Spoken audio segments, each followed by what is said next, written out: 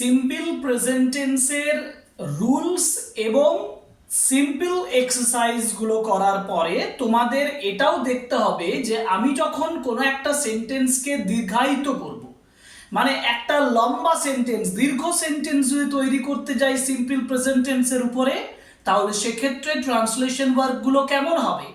আর সেই জিনিসগুলো বা সেই বিষয়টাকে মাথায় রেখেই সিম্পল প্রেজেন্ট টেন্সের উপরে আমার বোর্ডে 10টা ট্রান্সলেশন দেওয়া আছে, 10টি বাংলা বাক্য দেওয়া আছে, তোমরা দেখতে পাচ্ছ।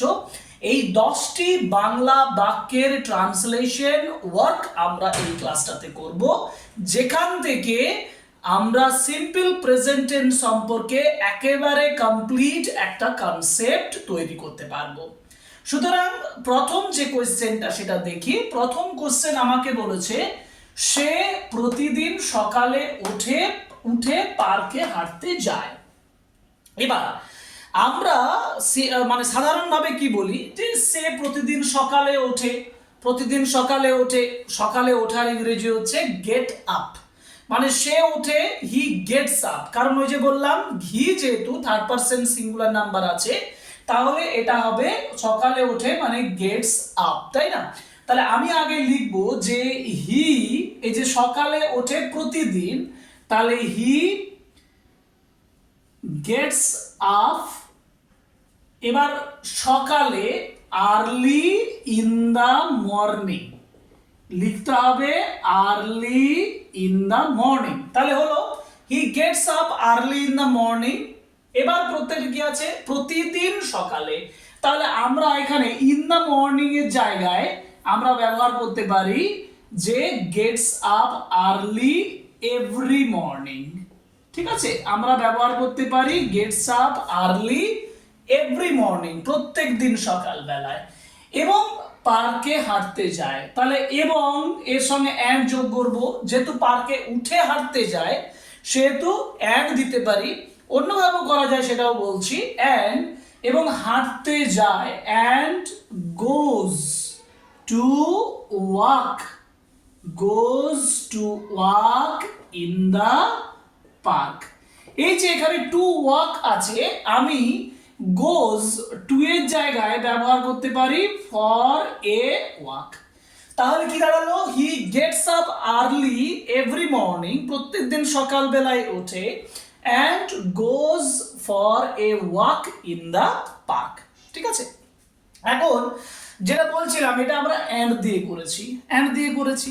যদি অ্যান্ড দিয়ে না করি তাহলে আমরা পার্টিসিপল আইএনজি ব্যবহার করেও করতে পারি। যেমন দেখো আগে কোন কাজটা হয়, আগে ওঠার কাজটা হয়, যার জন্য আমি ব্যবহার করব যে এভরি মর্নিংটা প্রথমেই লিখে দেব। আরেকটা উত্তর এর পরিবর্তে যেটা হবে সেটা বলে দিচ্ছি।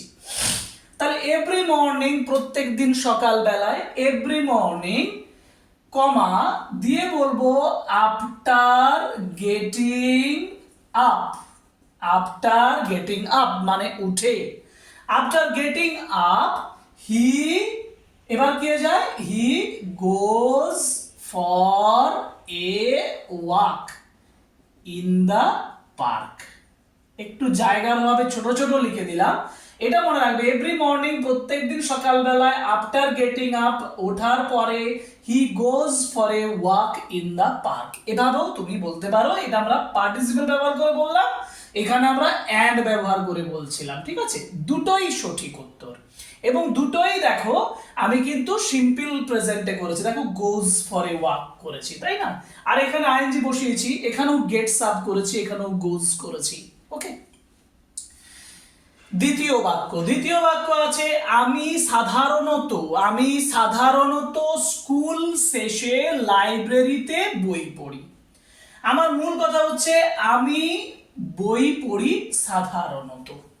তাহলে আমি প্রথমেই এই কথাটা ব্যবহার করতে পারি যে ইউজুয়ালি, ইউজুয়ালি মানে হচ্ছে সাধারণত। দেখো আনসার লিখছি ইউজুয়ালি, এবার আমি ব্যবহার করব আই। এবার আমি বই পড়ি, তাহলে আই রিড বুকস। কোথায় বই পড়ি, লাইব্রেরিতে, ইন দা লাইব্রেরি। তাহলে ইউজুয়ালি সাধারণত আই রিড বুকস, আমি বই পড়ি, আই রিড বুকস, তুমি বই পড়ো, ইউ রিড বুকস, সে বই পড়ে, হি রিডস বুকস। তাহলে usually I read books in the library হলো। এবার বলেছে স্কুল শেষে, তাহলে আফটার স্কুল শেষে মানে স্কুলের টাইম শেষে, আফটার স্কুল আওয়ার। এই যে আফটার স্কুল আওয়ার ব্যবহার করতে পারি বা আফটার স্কুল ব্যবহার করে রেখে দিই স্কুলের শেষে আফটার স্কুল, অথবা আমি বলতে পারি যে আফটার দ্য স্কুল এন্ডস, ইএনডিএস, এটাও ব্যবহার করতে পারি, তো আফটার স্কুল করলেও হবে, ঠিক আছে, স্কুল শেষে। 3 নাম্বার সেন্টেন্স, তারা সপ্তাহান্তে, সপ্তাহান্তে মানে সপ্তাহের শেষে গ্রামের বাড়িতে ঘুমায় এবং খেলা করে। তারা ঘুমায় ও খেলা করে, ঠিক আছে। তাহলে কি হবে, তারা দে, তারা ঘুমায়, দে স্লিপ, এবং খেলা করে, ও অ্যান্ড, এবং খেলা করে, and play. They sleep and play হলো কোথায়, গ্রামের বাড়িতে, তাহলে ইন দেয়ার ভিলেজ হাউস বলতে পারি, ভিলেজ ফার্ম হাউস বলতে পারি, ভিলেজ কটেজ বলতে পারি, গ্রামের কুড়ে ঘরে বলতে পারি, ঠিক আছে। তাহলে they sleep and play in their village house কোথায়, সপ্তাহান্তে, ইন দ্য উইকেন্ড। এখন দেখো এখানে in the weekend they sleep, কিন্তু এই যে উইকেন্ড কথাটা ব্যবহার করেছে না, এই তো শনিবার আমরা সপ্তাহের শেষে বলেছি, তাহলে আমরা ইন দ্য উইকেন্ড না করে অন দ্য উইকেন্ড কথাটা ব্যবহার করতে পারি, যেহেতু ডে কে বোঝাচ্ছে, অন দ্য উইকেন্ড। ওকে, এবার যাই, আমার বাবা প্রতিদিন অফিসে যাওয়ার আগে খবরের কাগজ পড়েন। আমার বাবা, মাই ফাদার, প্রথমে করব মাই ফাদার, মাই ফাদার, আমার বাবা হয়ে গেল। আমার বাবা খবরের কাগজ পড়েন, এটাই পড়েন, মাই ফাদার রিডস হলো, রিডস কি পড়েন, রিডস নিউজ পেপার। ওকে, আমার বাবা খবরের কাগজ পড়েন, my father reads news paper. এবার প্রতিদিন, এভরিডে হলো অফিস যাওয়ার আগে, এটার ইংরেজি হচ্ছে আগে, বিফোর গোয়িং টু অফিস। দেখো হলো, my father reads news paper every day before going to office, অফিসে যাওয়ার আগে। পরের বাক্য, তিনি তার বন্ধুদের সাথে বিকালে চা পান করেন এবং গল্প করেন। গল্প করার ইংরেজি হচ্ছে talk, TL K talk, talk with them. তো প্রথমে আমরা বলবো যে বিকালে চা পান করেন, তিনি মানে হি, চা পান করা মানে হচ্ছে টেক্স টি বা ড্রিঙ্কস টি হলো, এবং গল্প করেন, অ্যান্ড না, বিকালের কথার আগে বলে দিই তাহলে, drinks T in the afternoon and talks with his friends, হলো এই যে তার বন্ধুদের সাথে। এখন এই ইন দ্য আফটারনুনটা আমরা লাস্টেও ব্যবহার করতে পারি, এটা এখানে ব্যবহার না করে ইন দ্য আফটারনুন দিয়ে এটা শেষ করতে পারি, যে he drinks T and talks with his friends in the afternoon, বিকেল বেলায় হলো। ওকে, আমরা প্রতিদিন রবিবার বাজারে গিয়ে সবজি ও ফল কিনি। তাহলে আগে বাজারে যাওয়ার কথা, এটাও কিন্তু সেই প্রথম সেন্টেন্সের মতন একটা অ্যাড দিয়েও করতে পারি, আবার আইএনজি দিয়েও করতে পারি। আমরা যদি অ্যাড দিয়ে করি সেটা সহজ হবে, বুঝিয়ে দিচ্ছি। দেখো, আমরা তাহলে প্রথমে বাজারে যাই প্রত্যেক রবিবার, মানে এভরি সানডে। আমরা শুরুটা এইভাবেই করি যে এভরি সানডে, প্রত্যেক রবিবার আমরা যাই, we go to the market, আমরা মার্কেটে যাই, we go to the market. And buy, কিনি, বাই, সবজির ইংরেজি হচ্ছে vegetables and fruits. Every Sunday we go to the market and buy vegetables and fruits. ঠিক আছে, ওকে। তুমি কি প্রতিদিন ইংরেজি, এবার তুমি কি মানে একটা ইন্টারোগেটিভ সেন্টেন্স করে দিয়েছে এবং এটা yes or no type question. Yes or no type question মানেই সিম্পল প্রেজেন্টে ডু বা ডাজ কে নিয়ে আসতে হবে। সাবজেক্ট কি আছে? তুমি, তুমি হলে ইউ, ইউ হলে ডু আসবে, মানে ডু ইউ হলো, ডু ইউ হয়ে গেল। তুমি কি প্রথমে ইংরেজি পড়াশোনা করে নতুন শব্দ শেখো? মানে আগে এটা নয়, আগে হচ্ছে নতুন শব্দ শেখা, যদিও এটার কথা আগে লিখতে হবে তোমাকে। তাহলে নতুন শব্দ শেখো, do you learn new words, do you learn new words, তুমি কি নতুন শব্দ শেখো? Do you learn new words. এবার ইংরেজি পড়াশোনা করে, তাহলে করা মানে আফটার স্টাডিং ইংলিশ। এবার এভরিডে, অর্থাৎ do you learn new words after studying English everyday. Do you learn new words after studying English everyday. তুমি কি প্রত্যেক দিন নতুন শব্দ শেখো ইংরেজি পড়ার পরে প্রত্যেক দিন?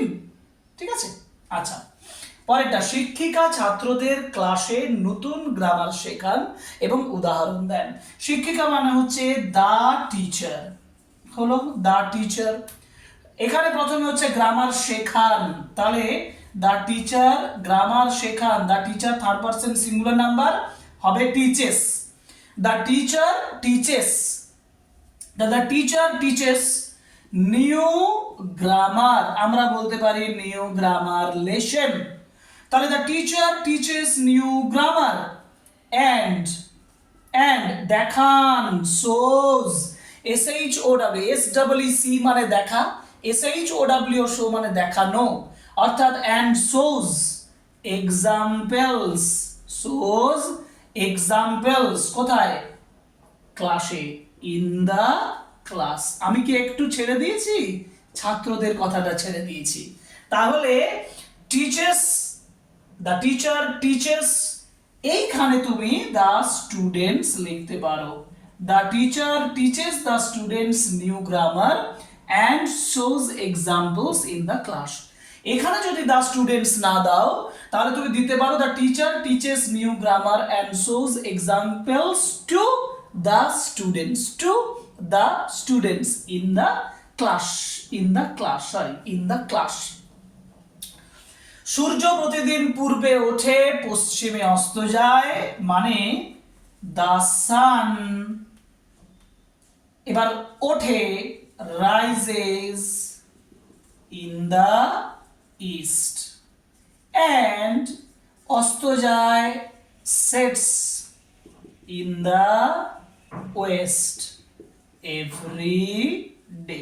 এই দেখো, এই যে দুটো বাক্য যোগ করলাম, the sun rises in the east, চিরন্তন সত্য কথা, সেটস ইন দ্য ওয়েস্ট, অস্ত যাওয়া চিরন্তন সত্য কথা, এভরিডে প্রত্যেক দিন। এটা হচ্ছে অ্যাডভান্সড লেভেলের কিছু ট্রান্সলেশন। ছেলেরা প্রায় স্কুলের মাঠে ফুটবল খেলে, ছেলেরা দ্য বয়েজ। আচ্ছা, এখানে দেখো স্কুলের মাঠে, স্কুলের মাঠের ইংরেজি কি? দ্য প্লেগ্রাউন্ড অফ স্কুল, বা স্কুল প্লেগ্রাউন্ড, স্কুলস প্লেগ্রাউন্ড করতে পারো। দ্য বয়েজ ছেলেরা ফুটবল খেলে, প্লেজ ফুটবল। এবার বলছে প্রায়, তাহলে এখানে প্লেসের জায়গায় অফেন বসিয়ে দাও তার আগেই। The boys often, OFTEN often plays football, the boys often plays football. ঠিক বলেছি? ভুল বলেছি, প্লেজ হবে না, প্লে হবে। কেন? দেখো বয়েজ আছে, প্লুরাল আছে, প্লুরাল যদি থাকে তাহলে ভার্বের সঙ্গে এস বা ইএস যোগ হবে না। তাহলে the boys often play football, আচ্ছা, কোথায়? In the playground, in the playground of the school.